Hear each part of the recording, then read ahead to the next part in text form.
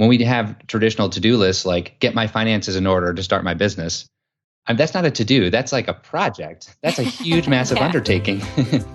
Hey there, I'm Goli Kalkaran, and this is Lessons from a Quitter, where we believe that it's never too late to start over. No matter how much time or money you've spent getting to where you are, if ultimately you are not happy, then it's time to get out. If you're feeling stuck and you feel like there's gotta be more, there's gotta be a way to feel fulfilled and excited about what you do, then this is the podcast for you. Each week, I will sit down with an inspiring guest who quit their professional career in order to forge their own path and create a life that they love. Hello, beautiful people. Welcome to another episode. I am so excited to have you here. You're in for a good one because we are getting into tactical advice. I have mentioned a number of times that I am determined to provide more resources and help to get you actually moving towards your dreams and towards whether that's quitting, starting a new career, starting a business, whatever that is. Inspirational episodes are great and I think they're needed, but I very much want to commit myself to giving you whatever tools you need to actually make changes. And so one way we're going to do that is through episodes like this where we have experts on, and I'll talk about who we have on in a minute. Some other ways that I'm hoping to help that I've mentioned before, we're doing a book club. I said this on previous episodes. Next week's episode will be our first episode of the year on our book club, and we will be doing the 4-hour work week. So that's just an easy way to really start focusing on mindset and reading books that are going to help you change your outlook and what is possible and what other people are doing and give you some steps.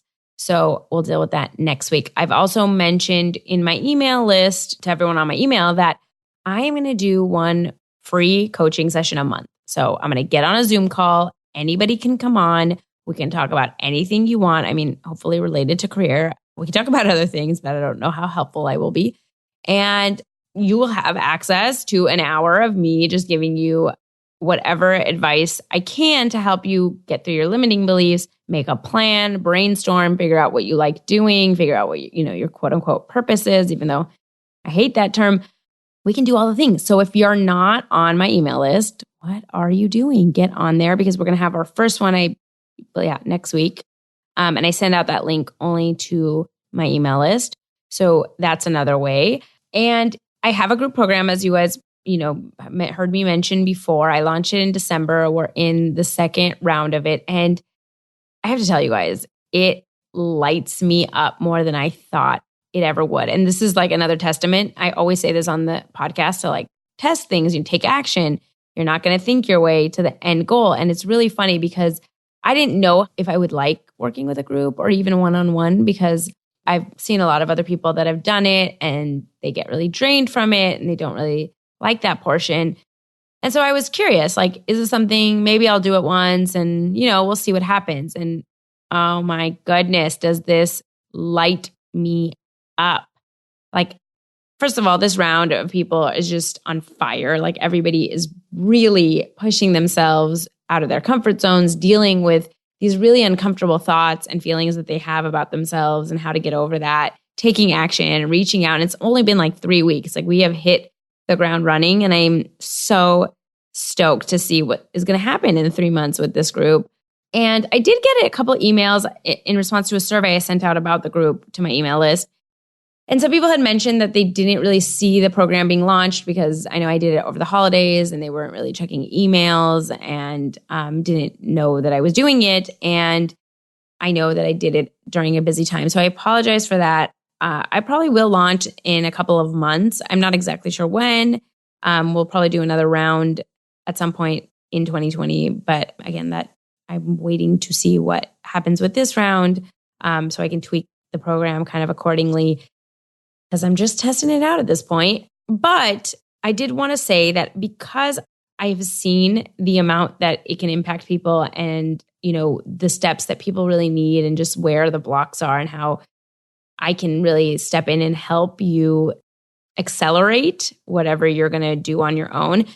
I am opening up a couple of spots to do some one-on-one work. And so this will be like just hyper focused on accelerating you to where you want to go. So if you're really ready to take action, like you're done just thinking about it and you want to push yourself, you want the accountability, you want the guidance, and you're ready to invest in yourself, shoot me an email. I only have a couple spots because I obviously don't have that much time to do one-on-one. It just takes up a lot of time, but we can go through what the program would look like and how much it would be if you're interested in it.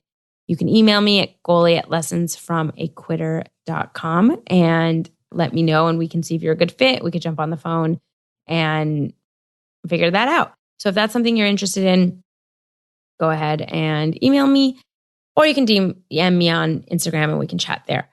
But now on to the episode. Today, I'm so excited to have Rob Bertman on. He helps families improve their lives and reach their financial goals by focusing on the number one key to financial success, managing spending. The hardest part. And Rob is a quitter himself, which is why we love him on this podcast. He left a successful career as a partner and securities analyst at an investment management firm, and he founded Family Budget Expert.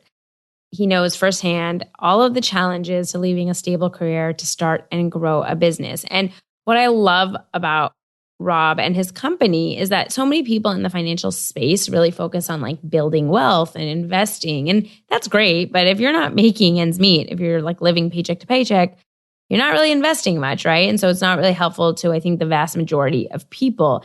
And I love that Rob has now positioned himself to help families deal with their debt and figure out how to get out of it and create a plan and start saving so that they can, quit the job if they don't want to, or just live the lives that they want to live. And so he does this through consulting, corporate training, and public speaking.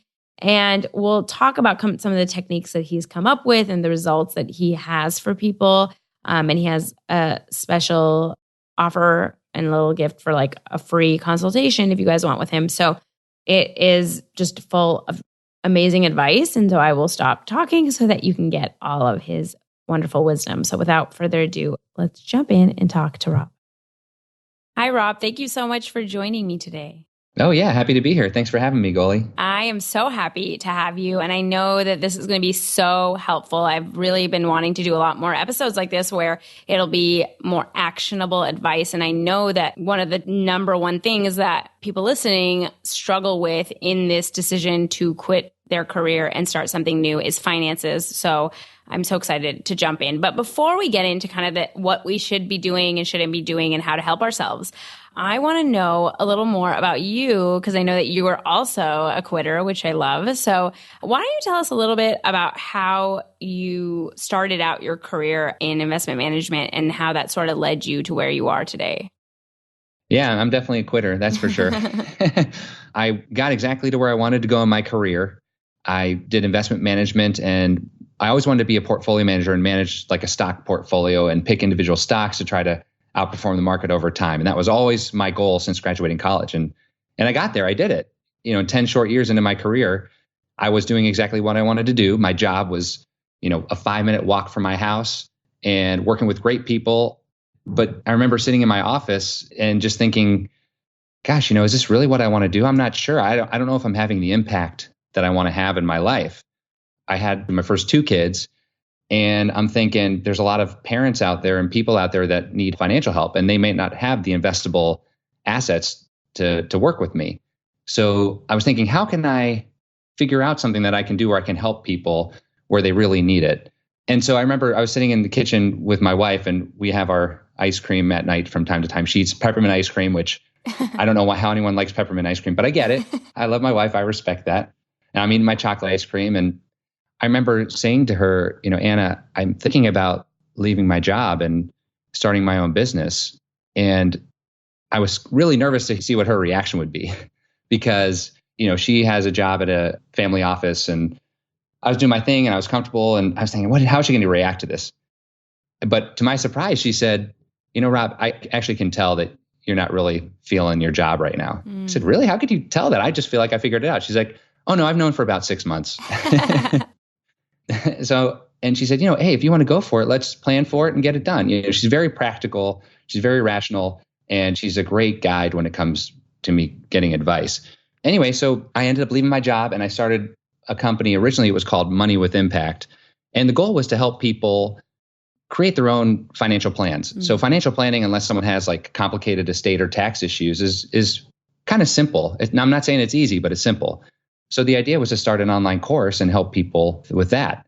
And so I went through the first 6 months of the business. I was like, I'm going to have so much impact. I'm going to help so many people. Hopefully my income will follow because I'm adding value. And I put like my blood, sweat, and tears into this thing and put testers in the group into the course. And everyone was thinking, I got great feedback and people were getting results. So I launch it and I'm thinking, okay, this is excellent. Things are going to go well. I check my inbox as you do when you launch something, thinking like, okay, all the orders are rolling in. Here's all the people I'm going to help. And it was nothing. Oh. And then I decided, let me wait a little bit longer in the day. And I checked and still nothing. And then as I was closing registration, I'm thinking, well, most people sign up last minute. So there's going to be, some people. And actually 0 people signed up for the course. Goodness. 0 people. So probably my fault. I mean, there's a lot of things I did wrong, but it wasn't what I expected. So then what I decided to do after that was circle back. And, this is kind of like what you say about, take action before you actually figure out what you're going to do exactly. Because you have to do some things before you figure it out. Yeah. So I remember circling back with about 20 people who had expressed interest. And I said, what happened? And the theme and the pattern that I heard was, Rob, it's all well and good that I know what I need to do for my financial planning, but I can't come up with the money to fund my goals. I'm living paycheck to paycheck. I got some credit card debt, I made some student debt, and I just really need help with budgeting. So at that point I thought, okay, well now at least I have something. Yeah. Maybe I'll just focus on the cash flow budgeting piece because that's the most impactful part of the plan. So anyway, rebranded to Family Budget Expert. So now I help couples and families get their budgets in order so they can have extra money to save and pay back debt when really, they're feeling like they're living paycheck to paycheck and not getting along with their spouse or partner. Well, I love what you're doing now, and I can see why it's so impactful. I think there's so many great lessons from what you just explained in your own journey. Number one being, the reason we talk on every episode about taking action is because again, you would never think your way to that, right? Because you think that there's a problem, and until you put it out there or talk to people, you don't really find out what is the problem that they have. And what I love about your example is because that's a horrible feeling to go through where it's you put all this time into a course and you put it out and, nobody wants that. You hear crickets. But so often we make that mean something so much more than it actually is. We make it mean I'm not good enough, not smart enough, or this business was never going to work, or I'm a fool for having left and whatever. And the reality of it is okay, you just missed the mark on a couple things. Maybe you weren't as tuned into what your audience needed or whatnot. So it's let's just make a couple tweaks. And, and I love that you just did that as opposed to taking it oh, it's just a pipe dream. I should, go back and get a job, which I think a lot of people do when they encounter that first loss. Oh yeah. I was ready to quit and go back. But I wasn't, because I was no, this is something, I know there's something there. I just can't figure it out. And it's kind of I was listening to this comedian talk about how he knows if it's just going to work, because comedians, just like entrepreneurs, you got to test stuff out with an audience and see what sticks and what doesn't. And he said that, there are some jokes where there's no reaction, and those you got to cut out. But even if you tell a joke and someone goes, not quite a laugh, but sort of an acknowledgement that could be funny. Yeah. He always says, I got it. That's it. I just got to go further with that. Yeah. And that's how I felt. I love that. And I think that, it's so surprising to me that more people haven't kind of gone into the space that you are, because I so many financial advisors and people that are talking about investing and retirement. And it's it seems obvious for such a small percentage of the population, because a lot of people either don't have it or don't realize that you can really invest with a small amount. We have these preconceived notions of how much money you should have before you start investing. And so it seems such an incredibly important audience to serve, because so many people are just really struggling to make and to be able to tackle their student loans or their other debt. And so I think that's wonderful. But just going back a couple steps, when you have this conversation and your wife is supportive, which is amazing. Yeah, I feel very fortunate for that. Yeah, I think that's awesome. Was there times though that you've put in 10 years into this career, you've kind of rose through the ranks, you have a steady paycheck. I think a lot of times people have these inklings of I want to start something else, or I know that there is, but we quickly go to, well, I've never started a business. I have no idea what I'm doing. Like, why would I leave this? And that stability. And so did you, even before you put out this first course, did you struggle with some of that doubt about jumping into entrepreneurship when you haven't been an entrepreneur before? Oh, absolutely. I mean, no question. I always felt like I could do a job just fine. And in fact, I'm a pretty good number 2 in command, I got to say.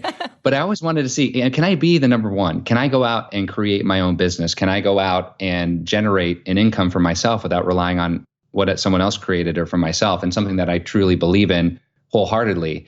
And it's definitely a struggle. I mean, I didn't do nearly enough research that I should have.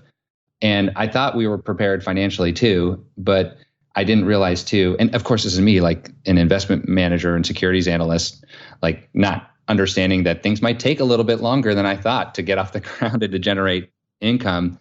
And so looking back on our finances and everything like that, and just what I thought I knew about jumping in, I learned so much so quickly. And there's a lot that can be done to shorten the learning curve. But I think a lot of people have doubt around, can I actually afford to do this? Yeah. So I want to get into that and how we kind of figure that out. And I think you just raised such a good point, because we're sort of sold, I think these days, a lot of like, I started an online business and I made 6 figures in 6 months. And a lot of that's usually just kind of BS marketing. And so I think it's really important for people. I don't think that you shouldn't do it just because it's going to take longer, because that time is going to pass. And, but I think knowing that it might take longer, like always preparing maybe even more financially before you're going to actually make a jump. So going back to like the first step, like when you meet with families now or couples or, whoever your clients are, and you're dealing with these like finance issues, and it's people that are really maybe not struggling, but have debt and kind of, don't have a ton of leftover money. Like, what is the first thing that people should be doing when trying to get a handle on their finances? Well, a lot of people make the mistake of thinking they have to do everything and get everything perfect. And it's just not the case. So I like to break things down into simple, easy steps. Like this book, The One Thing, written by Jay Papasan and Gary Keller, which talks about what's the one thing that I can do such that by doing it makes everything else easier or unnecessary. And a lot of people struggle with the day-to-day stuff. Doesn't matter. Even 6-figure earners struggle with cash flow and have credit card debt. Obviously there's a level below of income which below it's like really, really challenging for a lot of people. But yeah, for most, families that are earning 6-figure income, they struggle with some of those issues too. But we think we have to like dive right in and create our budget, but our spouse doesn't get along with us, or we've never done this before. We don't have the tools. But the first step is really just like anything. It's awareness of what's happening. It's kind of like, imagine you're visiting a city and, you're new to the city. You don't know your way around, and there's a brunch place you want to go to, and you have the address of the brunch place and you know where you want to go, but your map, can't find out your current location. And what do? I walk out the hotel. Is this a 5-minute walk? Is this a 20-minute drive? What do I need to do? So we need to have an awareness of where we are today. And that's sort of the current location on the map in order to then plot where we're going. And I've worked with many clients on their budgets, and it's not surprising to me anymore. I think it's just a fact that a lot of people underestimate what they're spending. And so, for example, I met with this couple. I'll just call them Dan and Liz. I said, okay, prepare me your budget, or prepare me what you think your spending is. And they gave me the budget. Everyone knows their fixed expenses, their car payments, their rent or mortgage payments. And, then they put a little bit in there for food, a little bit for clothing, a little bit in for travel. Well, this couple, they came to me and said, we spend about $7,000 a month, but their take-home pay was like $8,000 a month, but they had credit card debt. I'm thinking, well, how come you have credit card debt if you have this $1,000 difference? So anyway, I set them up with the tools to kind of like dig into what their actual spending was. Turns out they were spending $11,000. Oh my They goodness. were underestimating their spending by $4,000 a month just because they weren't tracking it. And had we not gone through that exercise, they would have no idea what their problem is. And now we know they have a $3,000 gap in what was going out. And a lot of times it's hard for people because they might know, and so they don't want to face that. Mm-hmm. But at the same time, if people want to get to where they want to go, if they want to quit their jobs, you have to know where you are and face it so that then you can make the changes you need to get to where you want to be. Oh my God, 100%. I think that, finances can be very overwhelming, and it's a very emotionally charged subject for a lot of people. And so many of us have so many money issues from like childhood and growing up, and like we bring all that. I don't think we realize how much that is affecting we think like we're just normal functioning humans and adults. And it's like, no, there's so much of like scarcity. And so what happens, I think a lot of times is when something is so overwhelming, like we want to just bury our heads in the sand. It's like, it's too much. Like, I don't know what these numbers mean and I don't even want to look at it. And I think is so powerful. I've seen the same thing with so many people that I've talked to now about finances. It's like, as soon as you just know what your numbers are, so much of it becomes clear. Like so much of like, oh, hey, I can save by not doing this thing that I didn't even realize I was spending so much on, or I can, and the next steps become so clear. But the problem is like, you never took the time to actually figure out what those numbers are. And so I love that, it's so simple, but so powerful to just really understand what's coming in and what's going out. Oh, yeah. And to give people a tactical way to look at that. So there's obviously some free budgeting apps like Mint, or you need a budget and things like that. And so you can sign up for that. Some of these places will actually import the last 90 days of your data. So you can look at the last, 3 months to see where things land. And sometimes there's some cleaning up to do, but it's not all that bad. An even simpler way to do that. So if someone is thinking, well, I don't want to mess with that, just take a look at the bank statement. So if someone has a bank statement where all the income is coming in and all the credit card bills and everything is in student loans and everything is being paid out of, just open up the statement. Usually at the top of the statement, there is the net of what has come in for the month, what has gone out. And that's like the simplest way to do it. The number one thing is what's coming in, what's going out. And then a little bit further from there is what I help people do is, and it's important to know, is separating these spending into what's fixed spending versus flexible spending versus debt payments. And so, for example, fixed is like a mortgage or a car payment that would be really, really hard to get out of. Flexible are things that people can actually have more choice, or it's easier to make spending decisions on a daily basis and cut back in those areas.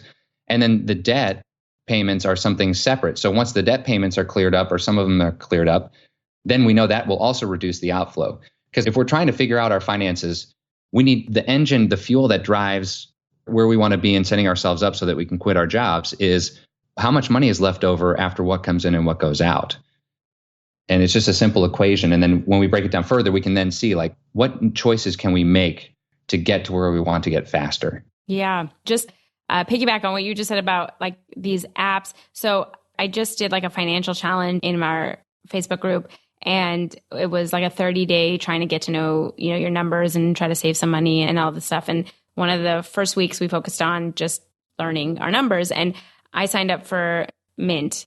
And as a caveat, like most of my banking, everything is done with one company. So my credit cards are from the same bank, and I have all of my like checking and savings and everything. So I will say that, but I was blown away because it took like 3 minutes. I just like linked it to my bank, and amount of information it gave me blew me away. Like breaking down like how much I spent on food, how much we spent on like, recreation, how much we spent on clothing. And like, because it goes through all of like, you're spending on your credit cards and all this stuff. So it's really mind blowing, like how these tools can help. And so they're there. I know sometimes it seems overwhelming because you don't know what to do, but I'm not a techie person, and I figured it out within 5 minutes, and it was really eye opening.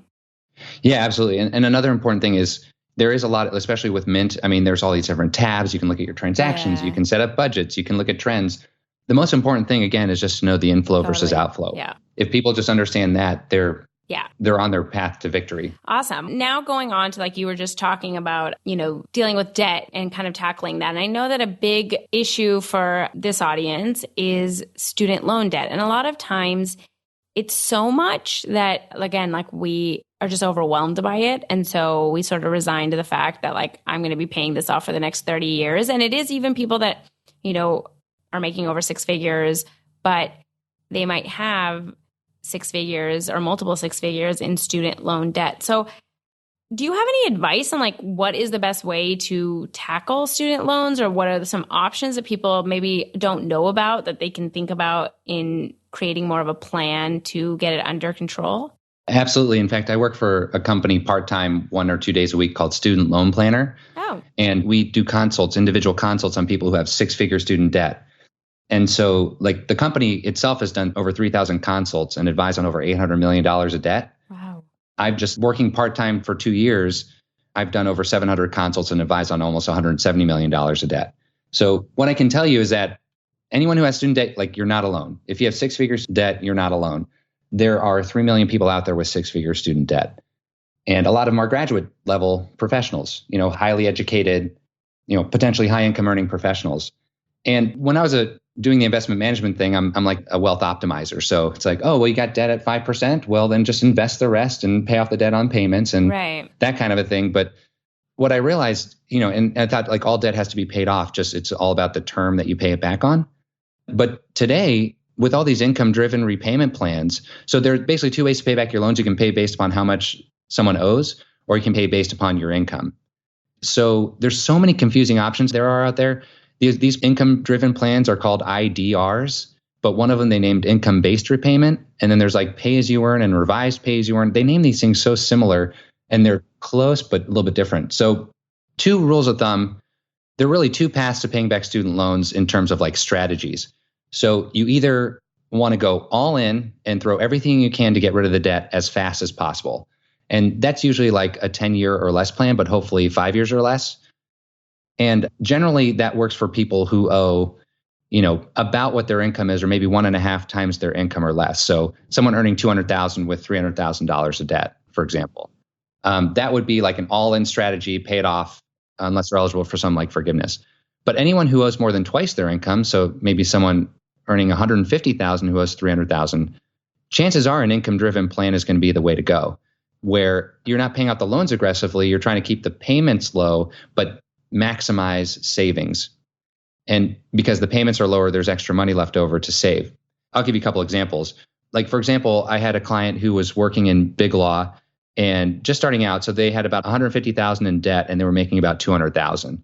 And, with that big law pay scale and bonuses, it, like you can clean up $150,000 pretty quick if you're focused. And they were paying on kind of an inefficient plan. They were on, I think, like the standard 10-year plan, which is basically you pay the interest rate that's on the loans and you pay it off. It's kind of like a 10-year mortgage where the payments are level and you pay it off. And what we found out is that by refinancing to a lower interest rate and taking the bonuses that they had along with some extra cash flow, that they could actually be debt free in 2 years. And so rather than stretching this debt out 10 years, they're done in 2. That's exactly what I did. I went to big law in order to pay off my student loans, and I didn't know really I didn't refinance. I just wanted to have it off because I wanted to have freedom to do what I wanted without worrying about this insane amount of money that I owed. And I think that a lot of times, again, we think that we're just resigned. Okay, the loan is a 10-year loan, so I have to stay with the 10 years and I have to just and so we end up spending the rest of the money that we make just because we think this is our only payment.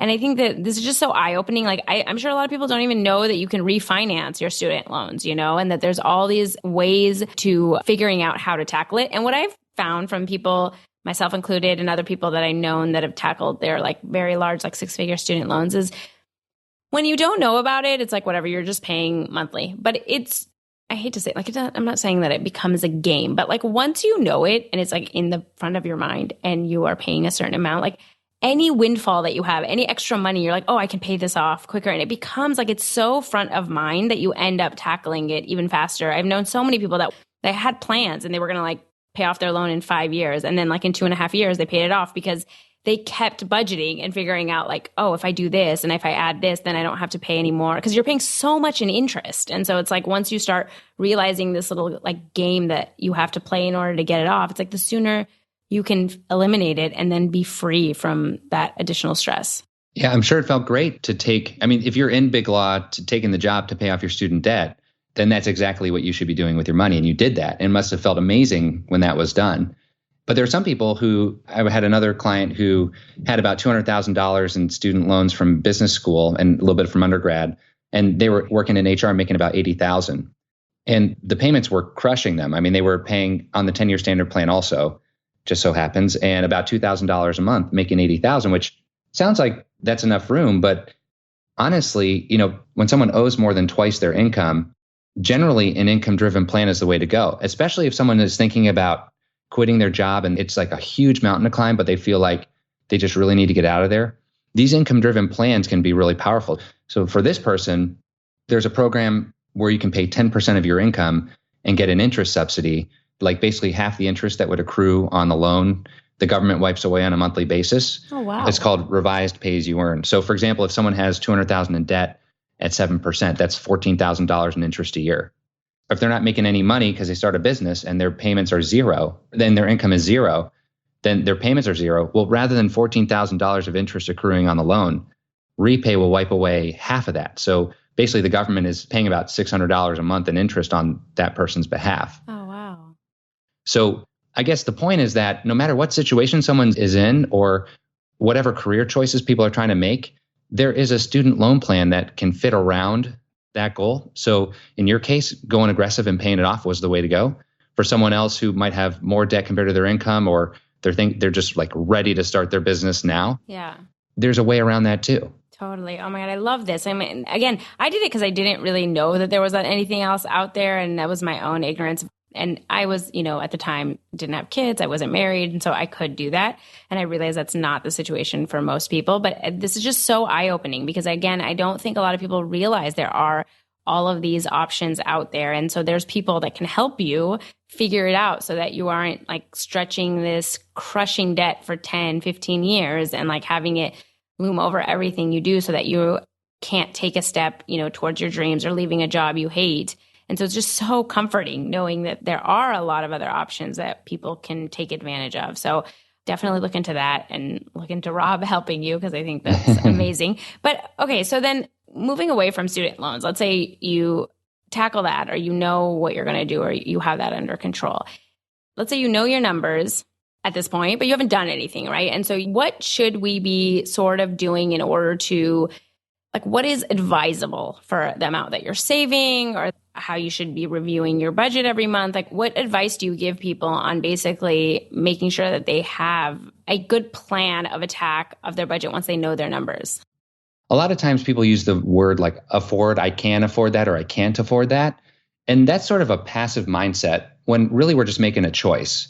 So when people are trying to choose between two things, they're going to choose either the more comfortable or the more compelling one for them. So if someone wants to quit their job, then any extra dollar that they spend is a dollar that they won't have as a runway for their job. Because the last thing that I know that you would want for anyone or that I would want for anyone starting on their own venture is to not have enough and they're quitting. They have to quit their quitting because they run out of money. Right. But if people have like, I really want to start this business, I've been dying to do it forever, I just don't know how to get there. Well, then we have to figure out what is it going to take to be in a comfortable financial situation so that you can give it a go, have enough runway, and then any extra dollars spending on drinks or whatever, we want to make sure that the spending is done in an efficient way. It's kind of like time, like with kids and family, time shrinks big time. And so we have to make different choices. But before kids, anyone can really just say, I think I play basketball like 5 days a week. And I watch like 5 hours of TV and I still worked hard, but I had all this extra time. But when kids take out that time, you have to make choices about what's the best use of that time. And it's the same thing with money. The thing that we have to have something that we are choosing not to spend on because we want to have something else instead. And so I guess what I'm getting at there is if someone's goal who's listening to this podcast, which a lot of people on this podcast, I'm sure the reason you're listening is because you want to get things going. Well, just a simple goal would be to set up a runway so that when you quit, you don't have to give up too soon. Yeah. And it's a pretty simple equation. So, what I like to see people have is, number one, any credit card debt needs to be paid off because we don't want to enter into business land with consumer debt. It's kind of the hardest one. It might be a symptom that we're maybe not organized enough yet. We don't have our finances in order enough yet to start our own business. So after any credit card debt, we're credit card debt free. Then I usually say it's about 12 months of expenses. But if someone is single and starting their business, they need a full 12 months of expenses. If someone is married and their spouse is earning an income, then whatever the monthly expenses are, minus what the spouse is bringing in, is the extra cushion that they'll need. Right. And it doesn't have to be that big, for people like you and me, where our businesses, honestly, they're not that capital intensive. Like we don't need to come up with a bunch of cash to buy some, manufacture anything in particular. We're just us, right? And our team.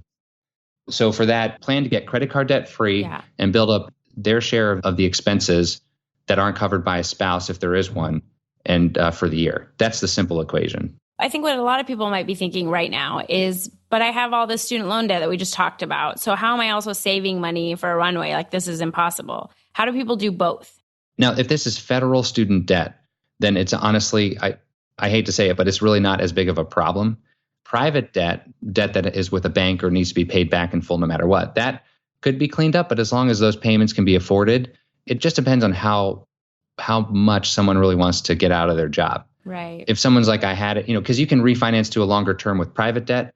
On the federal debt, someone can go on an income-driven plan, quit their job and say they have zero income, because they do, and go on an income-driven plan that way. So the student debt actually has a lot more flexibility in how to handle it. The credit card debt does not. So from what I'm hearing, though, is like once you can get your student loan on a plan that you've come up with, that you can allocate a certain amount every month to, then the additional, whether that is like you saving money or making more money or whatnot, you focus on putting that in a savings for a runway in order to be able to quit your job.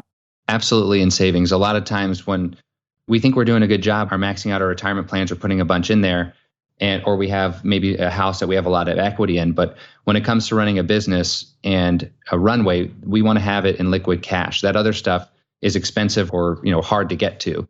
And we don't really want to have to borrow money to do this if we can avoid it at all costs. And what do you recommend if people, let's say, there's a lot of people that are listening that don't necessarily want to start their own business. Like they might hate their job and they want to find another job, and maybe they want some breathing room, or maybe they're going to get a job that doesn't pay them as much as they're currently getting. But just in general, like if it's not even a runway for quitting a job, I mean, how much do you typically think people should have just in savings for whether it's an emergency or being able to kind of take a pay cut? And just like, is there general practice for savings?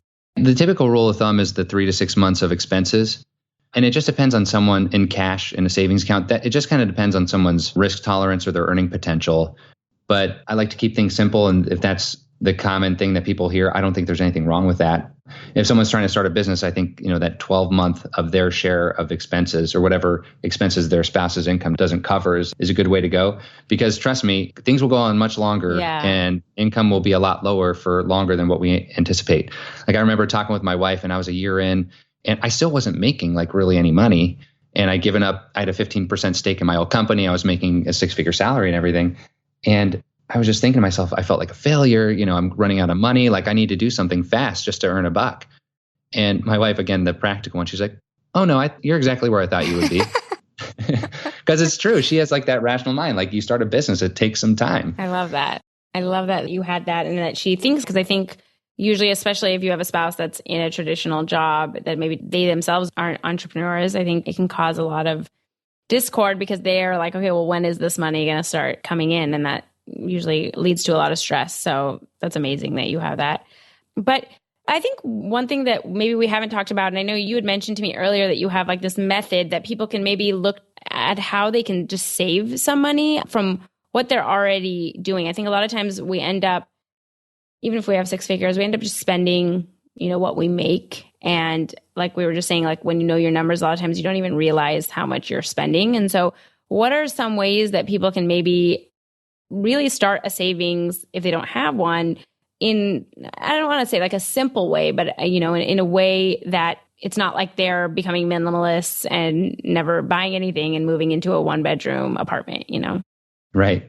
I had a client conversation 2 nights ago with Samantha. She said, it's a fictitious name, but I'll call her Sam. Sure. So she said, they're making a good living. And she said, it's actually more dangerous with spending when you make a good living because it doesn't matter as much where you spend your money. And when I work with couples and families, the higher earning families, they can actually cut a greater percentage of their income without feeling like they're missing out. So the thing is, number one, traditional budgeting doesn't work. Oh. All right, let's just throw that out there. Okay. My company's called Family Budget Expert, but budgeting doesn't work. And the reason is because it's restrictive, it's complicated, you got to track all sorts of stuff. And chances are maybe there's one person in a relationship that is good at it and loves doing it. But if there is that one, I guarantee the other spouse is not like that. Right. And so how do you have someone who is budget oriented, spreadsheet oriented, try to play that game when their spouse doesn't think like that? More, I don't want to say free spirit, but just not as conscious about spending. And so I created actually when my first son was born, sort of like time management, time shrinks, money shrinks. How do we maintain our lifestyle, but also cut our spending so that we can afford what I call the 3Ds of parenting: daycare, diaper, and doctor bills? And so what I came up with after a little bit of tinkering was this strategy. I call it keep, cut back, eliminate. And what keep, cut back, eliminate is a 3-category budgeting system that prioritizes spending based upon what's important to the couple as individuals, because we all have different interests than our spouse, right? Right. We have something that we spend money on that drives them crazy and vice versa. But we need to keep that individuality in our relationship. But we also want to keep spending money on things as a couple too, to maintain a strong relationship. And also, obviously, family is the thing that usually takes over the budget. So how do we have a prioritized way of spending our money that is in line with what we want as individuals, what we want out of our marriage, and what we want as a family, while still, spending less money? Yeah. And so I'll just briefly explain it. So what a keep is, this is something that if someone were to look at their bank account or their bank account statement or their credit card statement, they would look back and find a transaction that makes them smile. And it wouldn't only make them smile because of what they did, but the amount, they feel like it was an appropriate amount. That's a keep. And the good thing about this, if someone's working with a spouse or partner, then there's no veto power. So I like going out to movies, and I already have my Star Wars ticket. Like when the Avengers movies came out, like I had my tickets well in advance. And my wife will never go with me to these movies because she doesn't get it, right? But that's okay. That's my thing. But she doesn't give me a hard time. It's kind of like I said, my wife likes peppermint ice cream and I like chocolate ice cream. It's kind of like, spouses argue about the stuff that's important to the other one. It would almost be like us going out to ice cream. She orders peppermint ice cream and I start berating her because it's a waste of money. And when really I'm just not understanding what's important to her. Right. So there's no veto power. Okay. So keep for one is a keep for both. And what this also does is it dissolves the arguments that trip people up and couples from having the conversation around spending, so that then they can work together on the things they agree on that they can reduce. So that's keep. And same 3 categories: keep as individuals, keep as a couple, keep as a family. Cutbacks are things that everyone's on the same page, we can reduce. So think about something that you like to do, but you could probably do it less often or for a lower ticket expense. So for example, I have a client who goes out to lunch 5 days a week, and he's spending a lot of money on going out to eat for lunch. But he tried before. He said, I tried it before, I just can't cut my food spending. I tried to pack my lunch every day and it just didn't work out, because what happens is inevitably is the first day someone packs their lunch and everything's fine. The next day a friend comes, a coworker, and says, hey, let's go out and grab lunch. There's this new place. And you're like, well, I don't know. I got my lunch, but okay. So then he would go out with his buddy and then feel like, well, I already went out once, so might as well just go out the rest of the days. Right. This isn't working. When really a better approach would be, how about we just go from 5 days to 4 days a week? And just going from 5 days to 4 days, that's a 20% cut in the lunch expenses. So it's just packing a lunch once a week. So a lot of times we feel like we have to ramp down to zero. Yeah. If we just reduce in those areas by 20 to 25%, that's a win. So that's a cutback. And these are things that the couple agrees on if they're working with somebody, if they're having to make financial decisions with someone else. Eliminate are 100% reduction. So these are things that someone would look at their statements and say, I can't believe I did that, or what a waste of money, or it's a habit that's counterproductive to their health or well-being or where they want to be in their business. And so those are just 100% ramp downs. And at the end of the day, the average couple I work with who's spending in the $10,000 to $15,000 a month range, they can actually cut their spending by 18% on average using that technique. So then what do you do with that money? You take that money and you build that runway to start your business, or you use that money to pay off credit card debt on top of the payments that are currently being made. But there has to be a purpose to what are those cuts in spending? What does that provide to that person? And that's really important to understand. You've mentioned this twice now, and I think that it's such an important thing that we might just skip over. And this is not just even with finances, with everything. Like, we have this idea that like it has to be all or nothing. And like, if we can't do it right, then somehow we're a failure or it's not going to ever work. And I think everything in life is just like little baby steps. And you've said it now too. It's like, just pick one thing or just know your numbers and try to figure out one aspect of it. Like, you don't have to tackle and become like basically a financial guru in the first month. It's just like, okay, let's start this month of just knowing our numbers. And then maybe next month we can cut back something or whatever it is. And even in this, like, I think these are just simple things. Like, it doesn't mean if you're going to tackle your finances, you have to have everything figured out and you have to go, research all these student loan programs and you have to, start saving thousands and thousands of dollars a month. But like, can you eliminate one subscription and then use that money and put it somewhere else and put it into a savings as opposed to just like ending up spending it somewhere else? It's so important because like that is the secret to everything, to building a business, to saving your money, to, organizing your house, whatever you want to do. It's like, just start with one step and like, don't make it a bigger thing for yourself than it is. And I love that that's your approach where it's like, let's just start small. Absolutely. In fact, there was another book that I read. It's called Getting Things Done by David Allen. He's like an organization productivity guy. Yeah. And he always talks about, you have projects and then you have your next action. Because when we have traditional to-do lists, like get my finances in order to start my business, that's not a to-do. That's like a project. That's a huge, massive undertaking.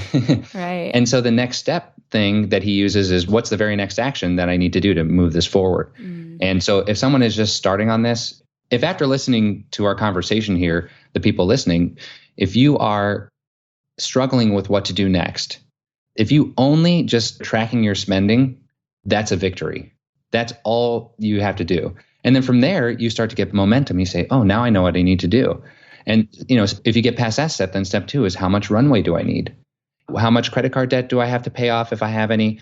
What do I have to do to get that savings that I want to? And then plot the course. Because a lot of times we create these goals, but we don't put a timeline on it. But I was working with this other couple, Amy and Joe, and they were spending $11,000 a month and had about $75,000 of consumer debt. And they didn't know when they'd ever be debt free.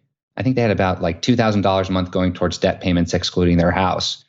And what we did is we were able to cut their spending from $11,000 to $8,500 without feeling like they're missing out. They're getting along. They agree on it. So now they got an extra $2,500 on top of that $2,000 to pay off their debt. So now they're out of that credit card debt and consumer debt in 2 years. And then 6 months from there, then they can create that runway if one of them wanted to do a career change. So 2.5 years, as opposed to like when, this ambiguous when. Well, maybe 2.5 years is a long time. It is, but they start doing research on what you want to do with your business. Start, testing it out in the marketplace, because that way, when that 2.5 years is up, you got the runway, you got everything paid off, and now you know exactly where to go with your business and off to the races, right?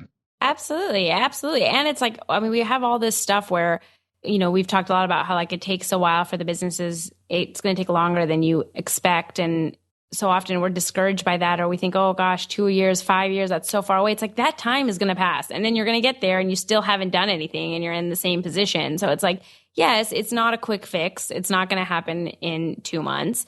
But if you are unhappy now, like why not start taking those steps? And if it is even a small step of reducing a lunch once a week, or doing something small that can start getting you on this road of like figuring out how to tackle this. And then in 2 years, you're at a place where you are miles ahead of where you were, and you've set yourself up to then, spend the next 20 or 30 years of your working career being able to, do what you want to do or have the runway and not have the crushing debt. We don't look at our future self. We look at like right now and it's like, gosh, doing this for 2 years seems so long. And it's like, okay, but what about the next 40? Right. Exactly. It's crazy. And if someone doesn't get started, it'll never happen. I'm sure absolutely a lot of you listening out there, maybe you've been thinking about this a lot longer than 2 to 3 years, maybe you've been thinking about it for 5 years. Yeah. And once you start getting things moving and a timeline, then finances can no longer hold you back from making that decision to make the jump.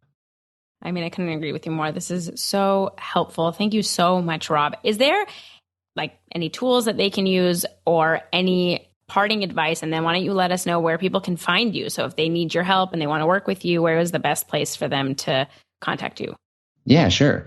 Well, and all the stuff we're talking about here, whether someone wants to launch into their own business and be a quitter or not, this is stuff that people should be doing anyway, because, money arguments and money stress is the top cause, as we know, of like divorce and other things. But the money part is kind of vague. I would say spending and debt, and all debt is just, money that has been spent that hasn't been paid yet. So people are like trying to do super complicated things with their finances. Just focus on the cash flow, focus on what's coming in and what's going out. Try to manage what's going out and then take that difference and apply it to these goals. So we don't need to overcomplicate it. I went from being a wealth optimizer, someone who's trying to play the spreads, to someone who's like, just keep it simple, execute, get it done. And a lot of that came out from running a business, because that's kind of how you have to operate. Yeah.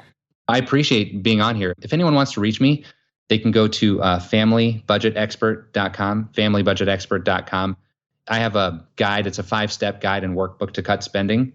And once they register for that, there's also a link on the thank you page where they can sign up for a free 30-minute session with me. Wonderful. It's complimentary. So if anyone's thinking about quitting, or they have financial issues that they're having trouble working around, I'm happy to help anyone that I can. So familybudgetexpert.com, they can go sign up for that, and then sign up for the consultation too. Well, I really appreciate that. Thank you so much, Rob. I think you guys should all take him up on that, because that's very generous, and I'm sure it would be super helpful. Thank you again for coming on here. I think this is going to be extremely helpful, and we can't wait to have you back to maybe tackle some other sticky financial topics. Yeah, for sure. I appreciate you having me on, and it might be kind of cool to do a Q&A where maybe we can collect some questions from people, from the audience, and answer them. I think that'd be pretty neat. I would love that. Yeah. Send me some questions. Email me your questions or DM me, and we'll definitely get that set up. I love that idea. Thank you again, Rob. I appreciate it. Oh, thank you. You guys, how helpful was that? I think Rob is incredible, and you should definitely reach out to him and let him know that you came from the podcast. Here are my 3 big takeaways. 1, know thy numbers. I know it's scary and overwhelming and hard, but you can't get to any other step until you actually know what you're bringing in and what you're spending. And once you get a handle on that, it's actually not as scary as you thought it was. So take some time and just figure out what's coming in and what's going out. 2, baby steps. So often we think we have to tackle the whole thing. We have to have everything figured out. And that's why it becomes overwhelming, because there are a million programs to research and different apps to use. It's like you don't have to do all that. Just try one thing. Give yourself this month, like one thing you're going to cut back, or one credit card you're going to tackle, or, something small, and then go from there.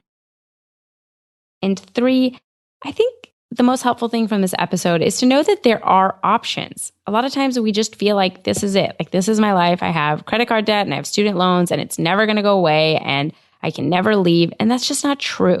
That's sort of a passive way of looking at your life, as if it's happening to you. But you have a lot more control. There are options for your student loans. There are options to tackle your credit card debt. There are ways to save money with the income that you have. But you can't do any of that if you don't actually get started. So know that there are options and that there is help out there. I hope you liked this episode, and I will see you next week for another one. Thank you so much for listening. I can't tell you how much it means to me. If you liked the podcast, please rate and review us on iTunes. It'll help other people find the show. If you want to connect or reach out, follow along on Instagram and Facebook at Lessons from a Quitter, and on Twitter at Quitter Podcast. I would love to hear from you guys, and I'll see you on the next episode.